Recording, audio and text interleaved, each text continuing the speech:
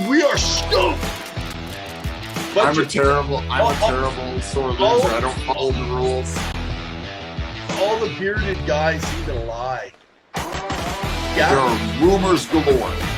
I am so up and down on my emotions right now. Retain salad. Okay.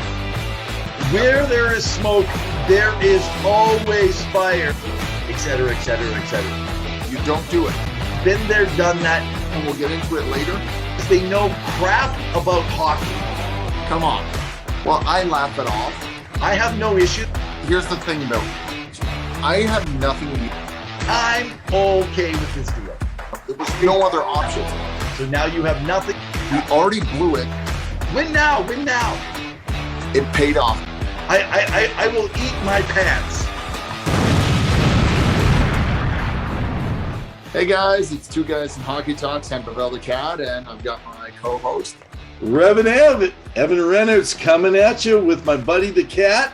Hey Pawel, I just saw a picture of a nice young cat hiding out in a Christmas tree. Was thinking about you, buddy, wondering if you got your tree up and if your cats get in and out of that tree all Christmas long. So unfortunately, we haven't put up our Christmas tree inside yet. We've put up some decorations around the house because I am traveling to Victoria for a little bit here for the holidays. So I'm going to be somewhere warm, hanging out with my in-laws, and we're going to chat a little bit about them because they're big Vancouver fans. So and we can't go.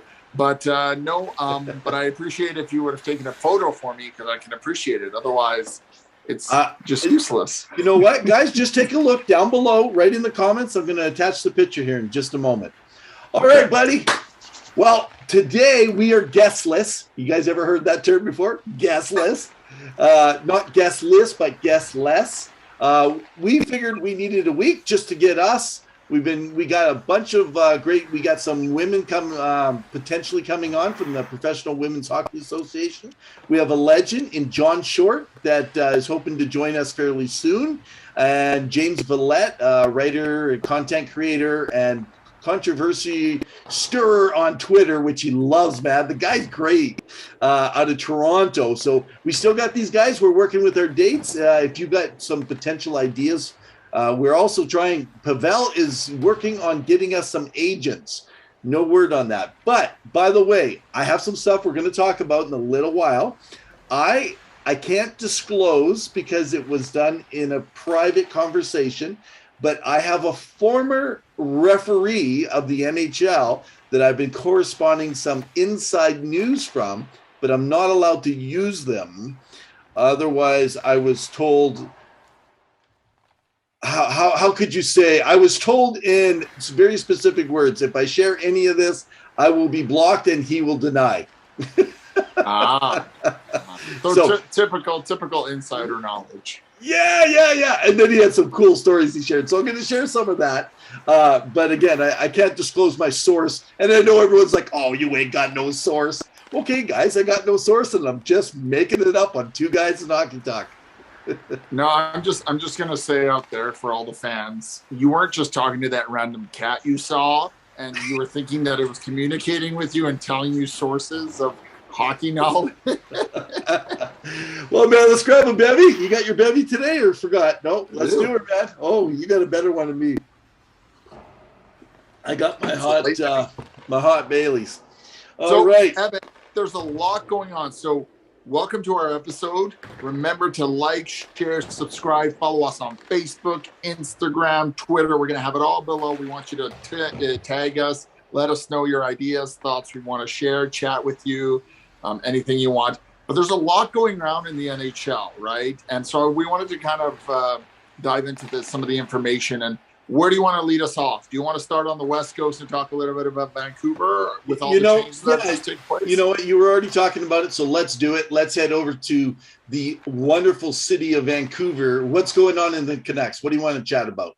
Well, I mean, upper management has changed pretty crazy. Travis Green as the head coach is out, even though they just extended him last season, right? Which is crazy. And Jim Benning, who he's a very polarizing figure in the Vancouver area, and for Vancouver fans, is out as GM, even though he also got re-signed last season as well and extended, right? And welcome, Dirty Bruce. So for those that aren't familiar, Bruce Boudreau, who has moved into the head coaching role, I love him. He's a great coach. He hasn't had all the playoff success.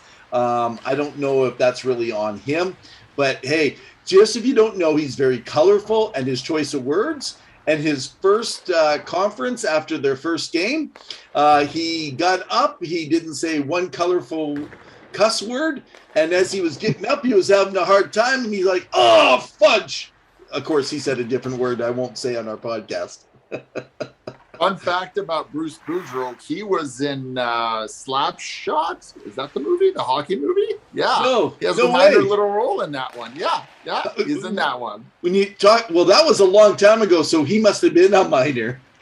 Yeah. Well, he was young, right? He was young in his heyday. But yeah, he's in that movie. I think he's credited, so that's pretty cool. And, you know, he was recently in Minnesota, and it's crazy because normally when you fire a GM, you replace the coach, that new GM comes in. He went through 3 GMs in Minnesota. Like, it's insane, right? That's true. So, you know, and he's had some great teams. You know, he's helped Ovechkin kind of grow into the player he is today early on. You know, he did well with Minnesota. They just couldn't get over that hump after the second round. You know, they always struggled. Yeah. You know, and I wish him all the best in Vancouver because I think he's a great guy. He's going to be entertaining. And there's going to be some changes. I mean, they're still looking for a GM. There's going to be kind of standstill, you know, a great player for the Vancouver franchise back in the day. You know, he's kind of taken the reins. He's a, you know, Vancouver Canuck by heart. You know, he bled for that team. He played well.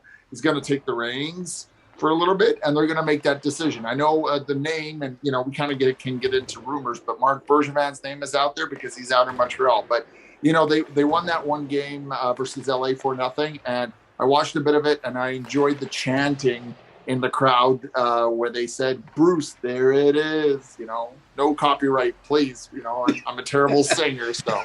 But yeah, so Vancouver, we talked about him a few weeks ago when we had our roundtable. What are your thoughts? Okay, so I see the Marc Bergeron. They're not taking him right away. I don't think he's going there. I actually think the guy that we're looking at is Scott Mellanby. I think Scott Mellanby could very well be that guy that they're looking, you know, to be that guy. I know Marc Bergeron, you know, he basically was used to be an advisor in the Canucks office under Mike Gillis years ago, and so he has a good relationship over there. But anyway, Mellanby's worked around in that area too, and so I really think. But the one that was interesting, I don't know why he would step back in because of why he left, but the other one is Jim Rutherford. Okay. So Rutherford, he's got but I mean, the way did he leave Pittsburgh because he ran out of cachet with draft picks and stuff? Or no? Do you know something? No, so the rumblings around the Pittsburgh community with the fan base was that Rutherford was willing to trade either Malkin or Letang. And I think he was even thinking about, although I can't confirm this, about seeing what Crosby can fetch. But I know Malkin and Letang were really big on the high list. And I think management stepped in to stop that because they want those 3 players, that core that has brought them back-to-back Stanley Cups, to be together and retire as Penguins. But that was kind of what the rumblings were out there. I mean, take that with a grain of salt. Okay, well, I'm going to throw 2 more names in there before we move on. George McPhee. Okay. Out of Vegas? There's talk. He's in his 3rd season as president, of course, of the Golden Knights. He's handled the GM role over to McCrimmon. Could he want in at a price, right? I don't know what he's making in Vegas, but that could be something that's so. The insiders have talked about the possibility, and a really weird one for you guys is just like McPhee. How about Chuck Fletcher, who's already a present, but he's on a bit of a hot seat, right? Yeah. So yeah. We talked about this, and you guys can go back and watch this episode a while back because we actually talked about this when it was playoff bubble. What about the Sedins taking over? You talked about this, Evan, about them splitting the role. Daniel and Hendrik, they've already been in the organization learning the ropes. What if they're the first dual GM and president, and they swap roles? You don't know who you're talking to. Well, could you imagine that? That would be fun. Yeah, I think they garnered the respect.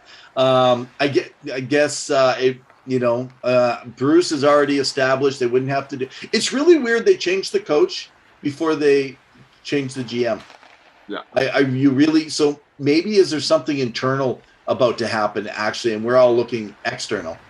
I don't know. Or given what happens, and again, we don't know if the Olympics will still happen. I mean, there's still a lot of leeway. I think they have till January 6th to opt out if something goes wrong. There's new COVID protocols coming around that.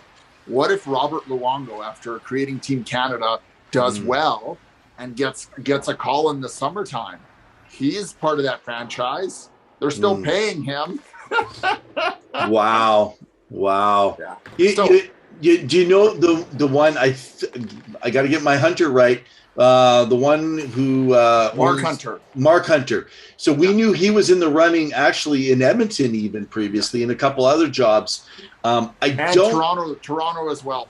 Yeah, I don't think he's going to go to Vancouver, but you got to wonder if they're going to want to interview him or where he's going to end up. But so I actually think when you find a younger team that needs to get over that edge and kind of do a rebuild, I think he's the one. But I just think the ownership in Vancouver doesn't want to rebuild. They want to retool and make some changes because they already got guys in place. So anyway, but the problem is they have a good core, but they never had a rebuild in the first place. They just kept tinkering, and they've only had a few playoff appearances. Retool, right? That's what they call a retool. I like their core. I think Pettersson just needs to get going. He's struggling a little bit. I like Quinn Hughes. He's a solid defenseman.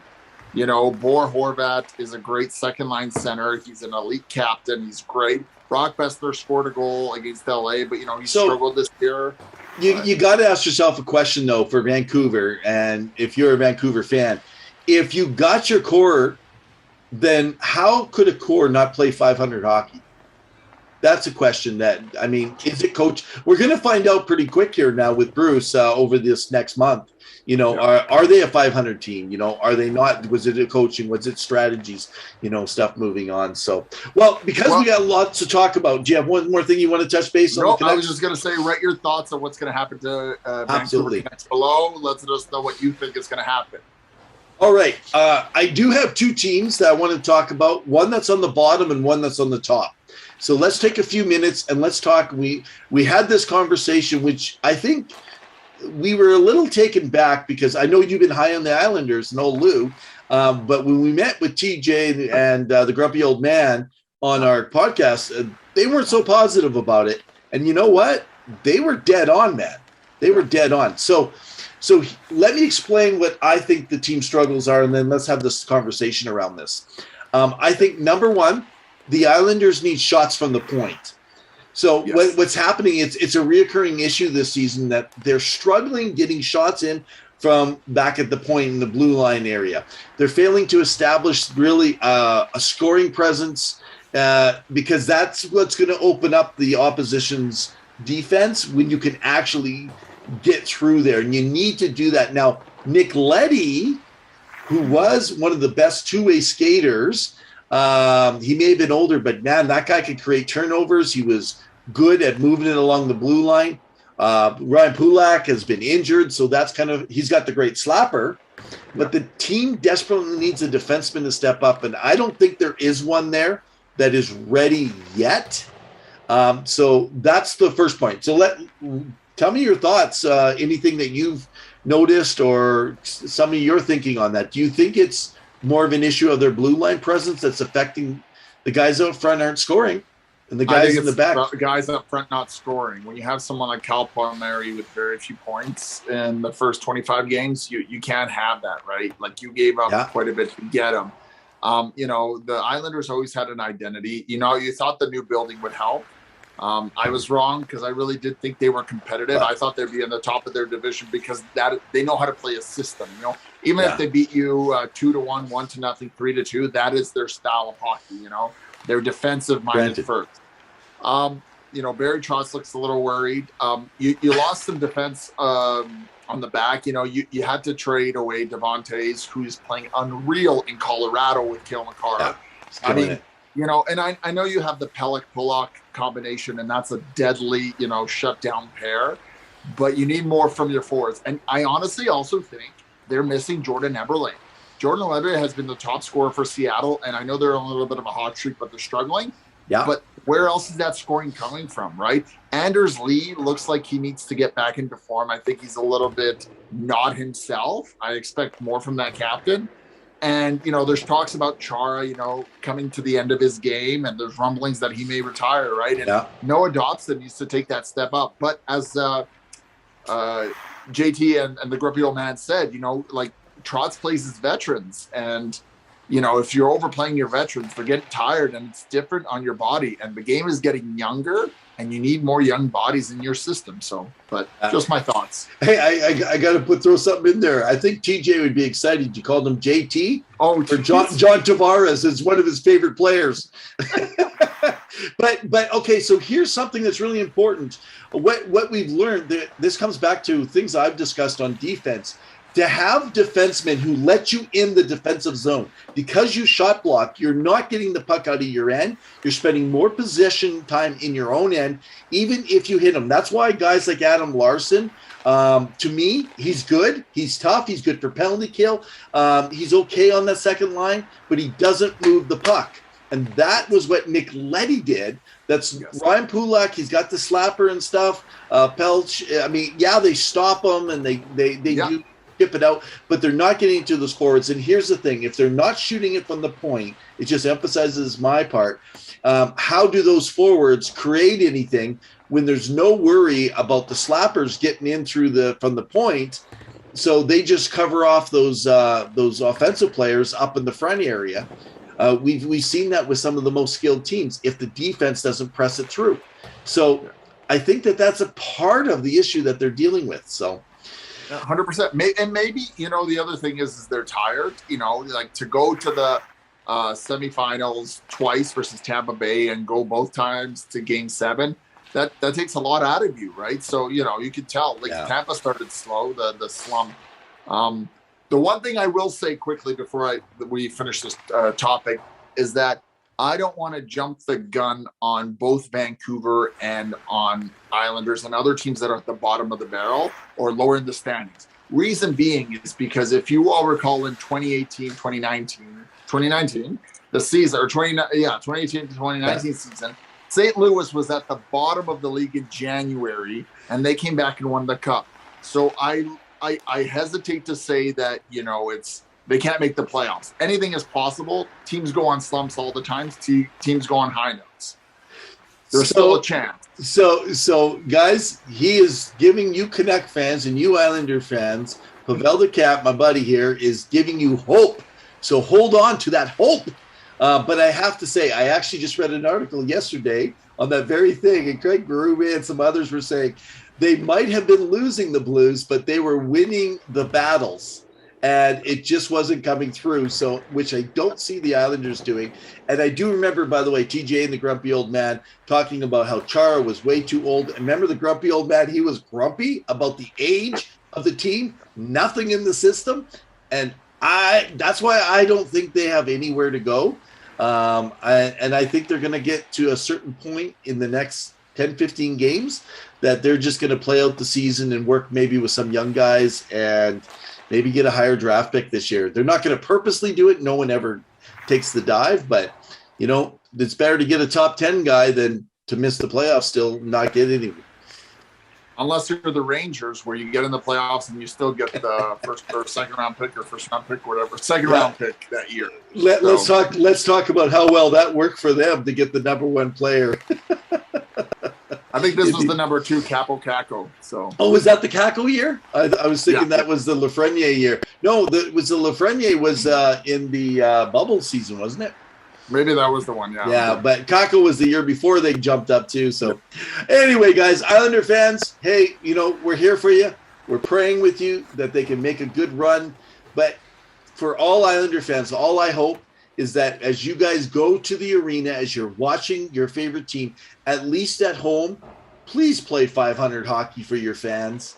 Give them everything and leave it on the ice. And we like the new building. It's really nice. I think they did a really good job. But okay, you want to go talk about quickly about old teams? Look at the Washington Capitals. That's all I'm going to say. Well, we spent some time last time, maybe next week or the week after. Let's talk about them. I do want to hit a team on the top. Yep. The Florida Panthers, man. Florida Panthers. Okay, so I'm going to say a couple things, and then Pavel's going to kick in here. I'm just throwing this out. He didn't know I was going to want to talk about Florida. They are winning the right way. So Andrew Burnett actually made a statement, and he said every night someone is stepping up, and it's really a fun place to be a part of. They really got that chemistry going on with each other. And I will say, I think this year could be known as the comeback Cats because they seem to be down 4-1, 3-0, sometimes 3-2, and in the dying minutes, and they are coming back and coming back and coming back. Their determination, and they're being rewarded with wins. So I'm going to let you talk for a few minutes, and then I want to give you guys the 3 reasons Florida could win the Stanley Cup. Oh. That's a big ask, given that they haven't won a series since 1996, gotten out of the first round. Okay, first off, they got their captain back, Barkov.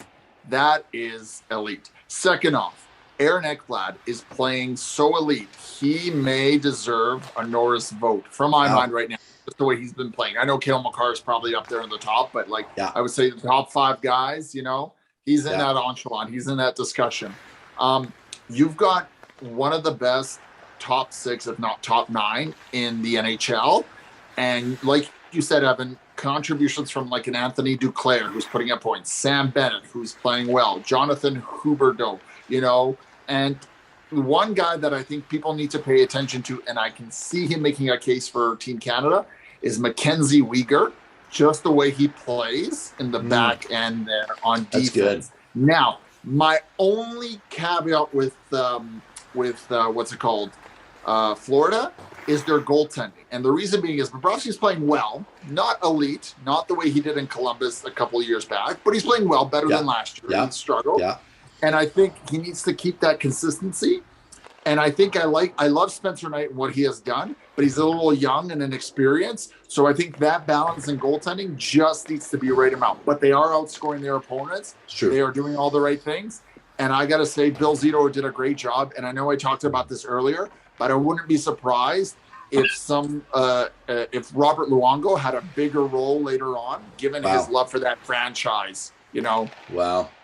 So. Okay, let me give you the 3 reasons I think Florida Panthers could win the Cup. Now, to get there, they're going to have to take out who I predicted to win this year as a 3-time Tampa Bay.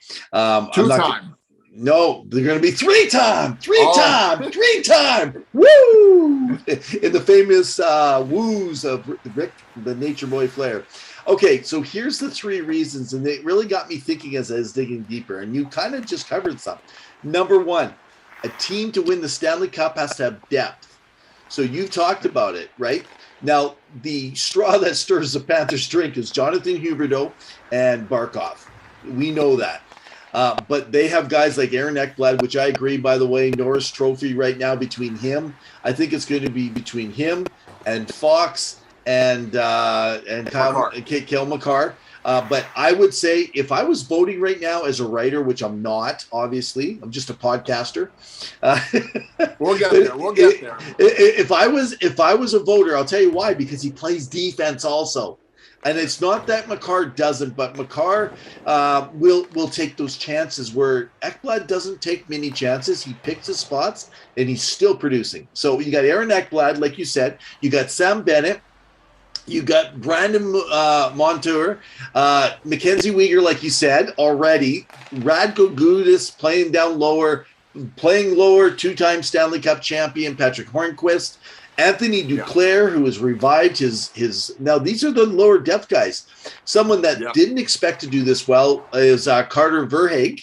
I think that's how you say it. Carter Verhaeghe. Yeah. And how about down lower? You got Joe Thornton playing that fourth line, and occasionally if they need him on a third.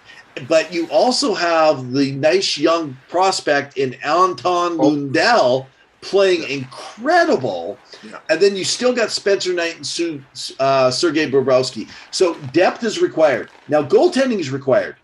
Right now, Bobrovsky is sitting around a .920 save percentage already at 16 plus games or somewhere around there. And then Spencer Knight's got 11, 12. Well, I'm not sure exactly on the numbers. He was sitting close to .910 previously for a young guy still coming along, working with Bobrovsky. I think within a couple of years, he's going to be ready to take those reins. So here was what we find with everyone. Offense and defense in equal measures, and that's what they have.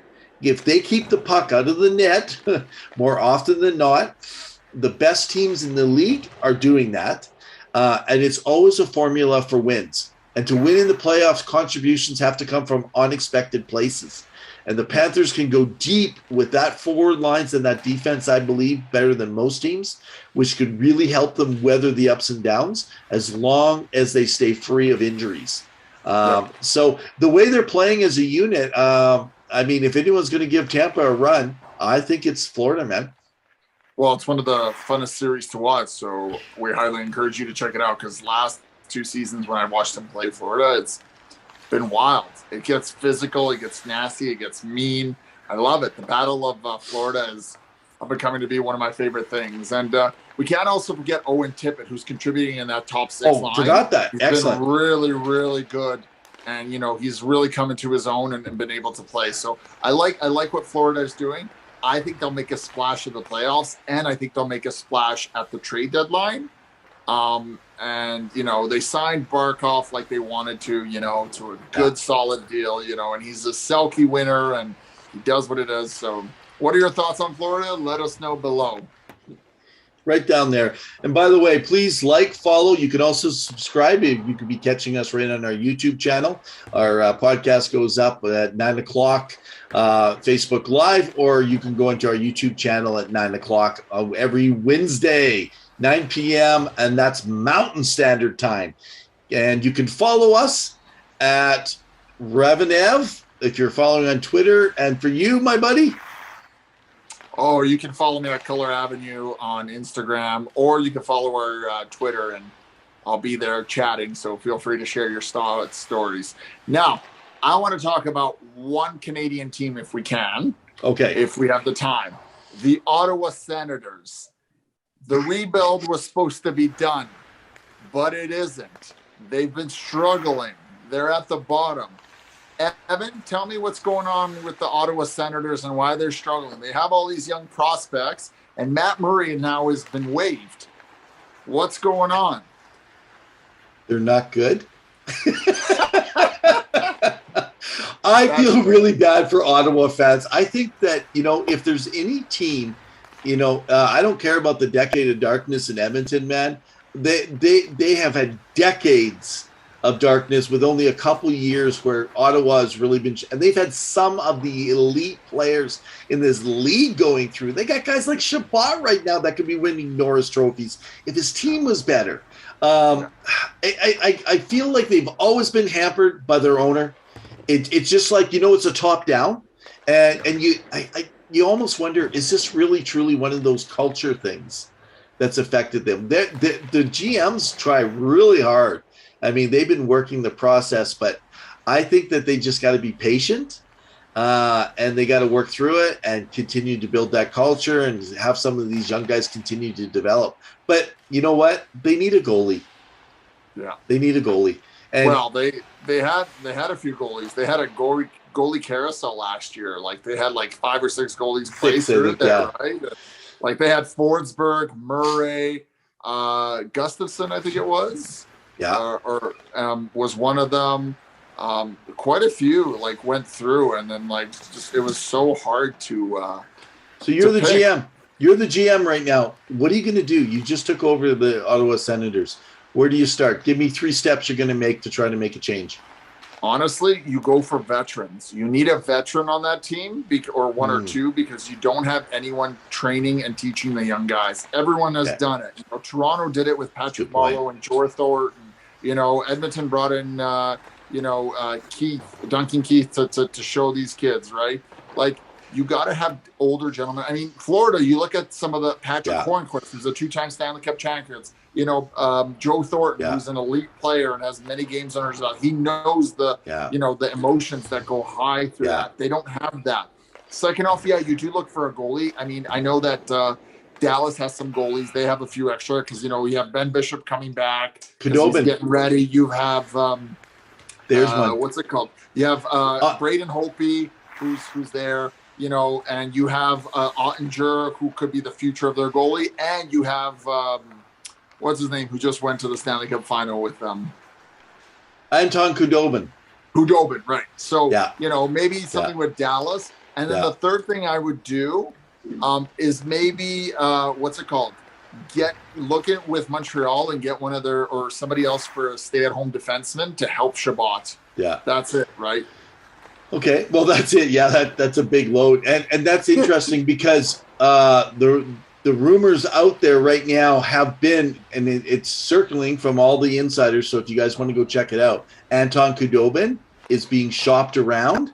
Right now, Bishop is doing a conditioning stint, and the hope is that, they can and they need to make a financial move, and Dallas is playing well right now. That's another team we can talk about another time, but... Well, I think that you might be right. And you know what? Maybe a Khudobin could be a good carry for a couple of years while they're developing a younger guy, Yeah. So, and I remember back in the Cup run in 2006 for the Oilers, when they brought in Samsonov and Dick Tarnstrom and Rolly the goalie. Yeah. If you guys think back to those days, and it was some of that experience, older guys coming in to work with some of the younger and, the middle-aged guys. So good, hard-working team. Give them a chance, at least to fight for a playoff spot, be in contention for the fans. Because those fans are the hardest done fans in the league. It's a tough division, though. You've got some big teams in there. You've got Toronto, who's on top right now. You've got Boston, who's struggling a little bit, but, can still make waves. You've got the Tampa Bay Lightning and you've got the Florida Panthers. Like 4 spots, how are you competing with those teams, right? One of the harder divisions. All right, well, let's step away from the teams and talk about something interesting. I want to talk for a few minutes. You guys, we all love coaches. We talk about them moving in and out. But let's actually talk about a little history in the NHL with Roger Nielsen. I remember first seeing him in 1981. That was the famous, remember the white flag we throw in the towel against, when and they started their whole chants and everything with the white towels or hankies or whatever they were from the bench. But Roger Nielsen, many may not know this, but Roger Nielsen had created a bunch of new rules because of him. He kept finding loopholes in the rule book, so revisions had to be made. Now, I'm going to cover just four, but there's more, guys. So listen to this. This is what he does. We can talk about each one. He intentionally would put too many men on the ice. See, because the rule is you can't have less than 3 players in the box, right? And so the rule had to be changed because this was basically a way for Nielsen to prevent the other team from having an opportunity to score, especially in the late part of the game. And the game clock would be ticking down, and the other teams were trying their best to score a goal, and they just take another constant interruption of a penalty, and then they just have to send another player to the box, but you could only send so many players to the box. And so it was a way of protecting. So they had to actually change the rule that you couldn't have less than 3 players in the box. Okay, another thing he did. He put a defender in for penalty shots instead of a goaltender. So, because what he figured out is that on the ice, there was no rule that it had to be the goalie. It had to be a player, is what it said. And so what they would do is the moment the whistle blew, a defenseman that had a long stick would just charge the guy and come right at him. And so what happened is they created a rule that you had to have a goaltender who was playing in the game already or on the bench. And so they came up. It was a clever stunt by Roger Nielsen. The guy was smart. So he just took advantage of it. Here's another one. He would tell his goaltenders to leave their stick in the net when they pulled their goalie at the end of the game. So if someone shot the puck down, it could right off the stick. It was basically another thing that it was just kind of saying, hey, it's just another obstacle to put in place. So they had to make a rule that that would be a delay a game, or I forget what they actually call it. So they changed the rule book. And here's just a simple thing. It wasn't as big a deal, but he kept saying, you know what, all these players, because back then, everyone's smoking and, getting fat in the summer and stuff. They didn't practice like they do now. So what he did is there was no rule in place. So he just told everybody, he says, come on, guys, we're going to practice all summer. So they practiced in the off season, which brought the rule change that you can't practice in the off season. Well, I mean, players can practice now too. It's just more individualized. No, but they were practicing as a team, right? And so it wasn't a captain's skate. It was none of that stuff. It was organized. They were coached. They were brought together. And he took advantage of that rule book. Why not? Just like they do with the capology. Yeah, 100%. I mean, if you know how to make the system work in your favor, even just an inch. Players do this all the time. Players adapt to the game consistently. If they know what's going on, I mean, you even see it through the flow of a game. When the game starts and refs will call one penalty or not another, and they'll be like, okay, well, this is allowed, but this isn't. And they're going to adapt their game to know that that's what's allowed, right? Yeah. And so, you try to get clever and sneaky, the lacrosse goal was an interesting one because people are upset. I mean, some people love it, but Zegras just did another one just recently. Yeah, against the Buffalo, where he lifted it and was holding it and then threw it with his stick, and Milano just tapped it in like a baseball bat, right? So if that works, let it roll. Well, let's hope when people are getting scoring opportunities that they're not going to take that away. I just like to say I still wish they would no longer call that offside with the review. I don't quite understand how you're trying to add goals to the game, more scoring, but that rule is constantly changing. I mean, players are like a quarter of an inch, and it has no reflection on how well they made it. They wouldn't have been stopped even if they were a half inch back, right? And they're disallowed. I wish they would just let it be called by the referee, even if they are onside and it's called offside. Let it be there. Let the referee just call it as it is. So anyway, now we chatted about this earlier on in the season 3 of our show, Two Guys in Hockey Talks. I think it was episode 1 or 2. We talked about are the refs going to enforce cross-checking? What do you think, Evan? Was I right or was I right? Because I feel like I was right, but I'd like to get it on video. But in seriousness, what are your thoughts on the penalty calls against cross-checking, especially since they focused so much on it in the preseason? And what are you thinking about now? Well, you said in all seriousness, and in all seriousness, no, you are making sure you let me know because I was wrong. No, I only say this because reffing has been questionable in this. Yeah. Go ahead. But and actually, that's an interesting thing that you're bringing up because I was thinking about talking about something on the refereeing because of the way they're officiating the game right now. But yeah, the cross-checking, it seems like what happened early in the season at the very first few games is not there. There is still, so I'm just going to say, I'll name drop some of the guys that I'm hearing that actually would agree with what I'm saying is guys like Brian Lawton, guys like Brian Burke. I'm trying to think a couple others now, whether or not you like him or not, Nick Kipiros, and even John Shannon. They all believe that the game will start being called tighter, especially against the superstars.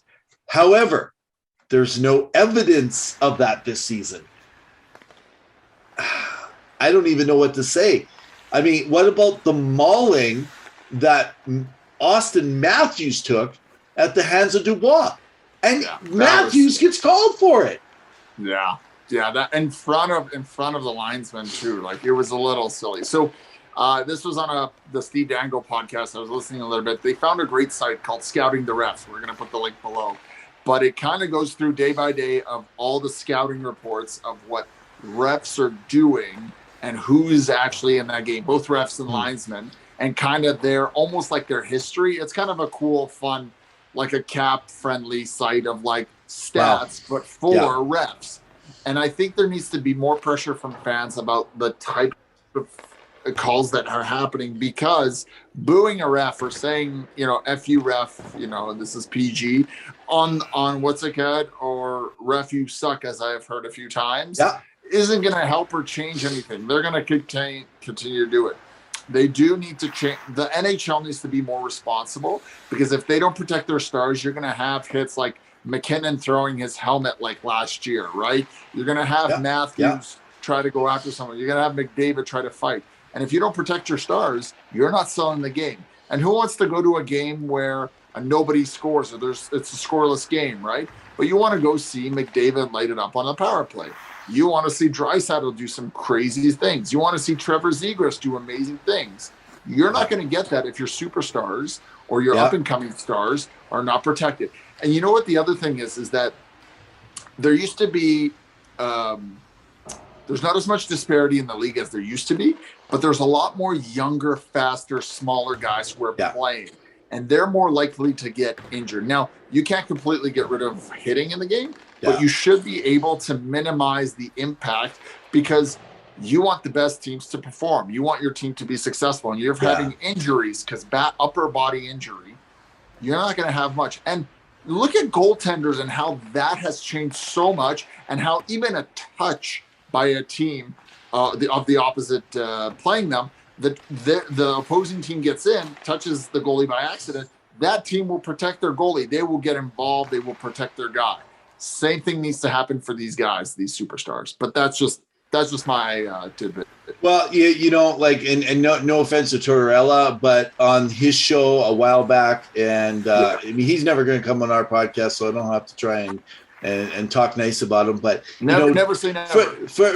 Well, he can come on and we can argue here, because for him to tell McDavid just to shut up and not talk about it, the guy never shuts up. Obviously, Tortorella, I mean, number one, his team got beat like a rented mule every time he went against McDavid. Maybe he's got a little envy there. But to tell the guy to shut up, I think what he forgets is the clutch and grab hockey. There's one big reason, and anyone wants to challenge me on this, I have no problem. You bring it. But the guy who changed that rule from clutch and grab to make a change was Mario Lemieux, by saying, I'm not playing in a league that's going to be full of this clutch and grab of a bunch. He didn't say a bunch of has-beens, but he might as well. And I'm telling you, I think if the guys like the McKinnons and the Zegrasses, I know they're young, the McDavids, everyone called Crosby a whiner, right, early on. But you know what? He got the calls better as he got older. As he got older, he got the calls. And sometimes you just got to do it. Which, by the way, which kind of bothers me, by the way, because let's go into a last piece. We don't have a lot of time left, and let's stick with this. I'm going to, at the end of the show, by the way, I'm going to put it down in the links below, and I'll tell you, there is a way to complain about officiating issues that are front and center, and you as a fan can get involved. So I'll talk about that. But bullying, the NHL bullying, where we can't even talk about the refs, and you brought that up. So let's think of it. Players can be fined up to 50% of one day's average salary without exceeding $10,000, right? For the first fine. Yeah. The second one is $15,000 if it's within a calendar year. Coaches can be fined up to $50,000. Most of them are fined around $25,000 for their conduct. Their conduct is saying that ref is blind. That's poor conduct. Rob Brindamore. Oh, come on. Yeah. Like, so they're not allowed to say anything about a referee. Like, what kind of control and bullying manipulation is that of your league, when you have no way, they have no recourse. So the only recourse is that the general manager can send video footage or emails in. And by the way, I don't know if you guys know this, but you cannot have an in-person meeting permitted from a general manager to complain about this kind of stuff, at least on the books. So this kind of stuff goes on. Like, they are a control freak, the NHL, more than any other league in the world. They are controlling the narrative every day, and it frustrates me. I think hockey is probably the best sport in the entire world, and it is not getting its due when you got a narrative that is controlled. And I mean, it's the owner's fault. They hire the commissioner. They can force the commissioner, right? So maybe we need to start talking more to, not the general manager. We got to get out there to the owners or start talking with our pocketbooks. So, wow. Man, he's been through some stuff. But yeah, leave your thoughts and comments below. I mean, it's same old. There's little things that they could do. I just say call the rule book. It's as simple as that. And the Tim Peel situation from last year really highlighted a lot of the problems. And that is that just because one team gets 3 penalties doesn't mean another one should have around 2 to 4, just because you're trying to even it out. I will be penalized just to make it even. I will say, in defense of Tim Peel, he says he wanted to call. He didn't say he's going to. But of course, he made it known, and he got let go because of it, and it can cost people the game. Oh yeah, because they don't want the refs getting the narrative that the refs are fixing the game, right? And gambling was coming in. There was a lot of stuff. I'm now that I look back at it, actually, I was kind of frustrated at Tim Peel. Now, actually, I think he was mic'd. He was stupid. He made a bad comment. But I don't know, man. Sometimes you feel like that, the way the teams act and the way the teams treat you.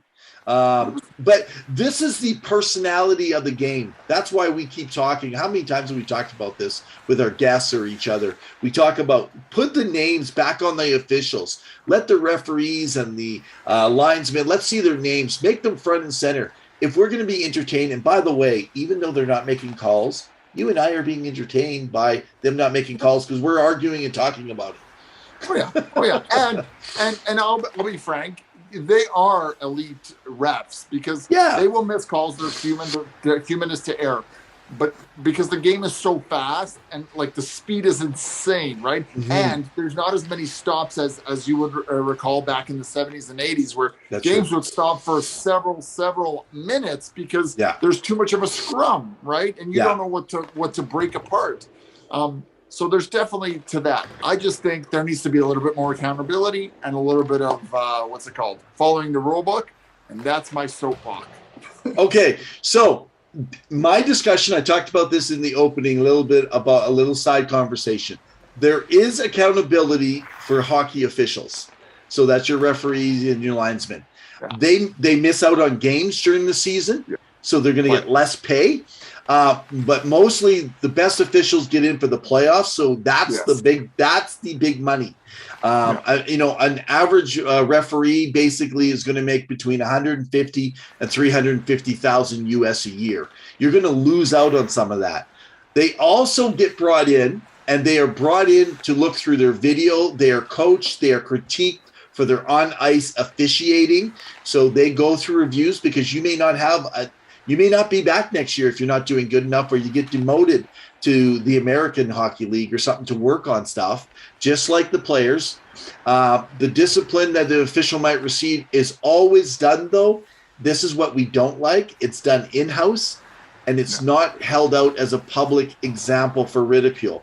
It's been a practice for a long time. But really, I think it comes down to the bigger issue is those on-ice calls that are not happening, especially against the superstars. So 2 things that were mentioned to me too, by the way, that is believed to be a cause.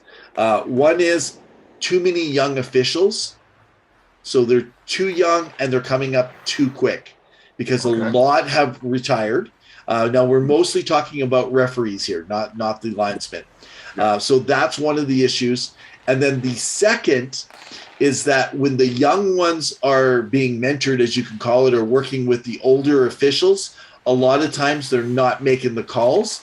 So what I was told is look and watch the non-calls. Are they coming from the senior official or the junior official? So the junior referee, the newer guy. Usually the newer guy isn't making the call, leaving it for the senior because he doesn't want to make a mistake. Right. And no, makes sense.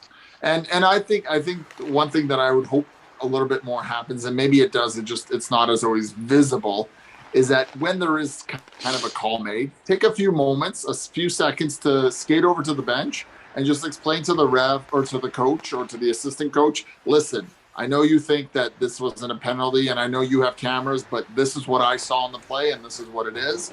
Listen, and I understand, like Travis Green before, he left Vancouver, before he was to go, he had a sailor's mouth.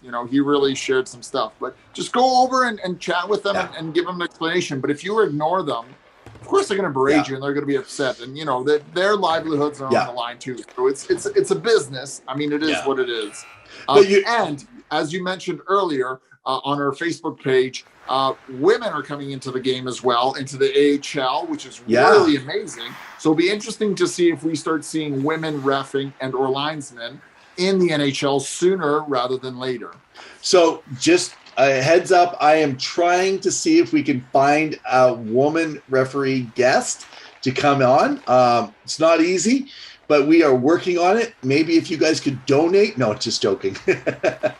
We can pay our guests something to come on the show. But I have a prediction. I think when women start coming in as referees, I think you're going to find them calling it more straight ahead, and they will make the calls, and they won't be afraid. That's interesting. We'll see if I'm right. It might be a couple of years yet, but I've seen it in basketball and it looks pretty good. So, but basketball is a completely different sport and style, and there's different disparities there than the NHL and different way of playing the game. But I know it's been a positive thing and a positive reaction in the NBA community. So, woo! All right. Well, it's about time to do a wrap. Any last thoughts, man, before we head out and call it a night? No, it's cold outside, so it's warm inside to watch all the hockey you can. So make sure you catch as much hockey as you can. Chat. Remember to like, subscribe, sign up, reach out to us. We love hearing from you. Evan, it's been a pleasure. I'm still waiting for this winter beard, the Santa Claus beard, but I don't know if I'm ever going to get it. Well, when you get a little older, yours will turn like Santa, I'm sure. I was going to say, so for our fans that are in the South, I don't know if they feel it's so cold. They might actually want. They might want it. I know it's always we're in the cold weather, guys. So we're up in Canada in the West. So wherever you are, we hope that you're doing well. You're following hockey. I'd like to mention we are looking at getting some scouts on soon. For those of you who love following the draft prospects, we got the Junior World Tournament coming up, and so we're going to try to devote some time to that in the session. Probably Pawel and I are going to need a full session, and we'll have to be guestless once again so that we can cover the topics. So, all right, bud. Well, thanks you so much on behalf of Two Guys in Hockey Talk. In the meantime and in between time, keep your sticks on the ice. Stay safe, everyone. Cheers.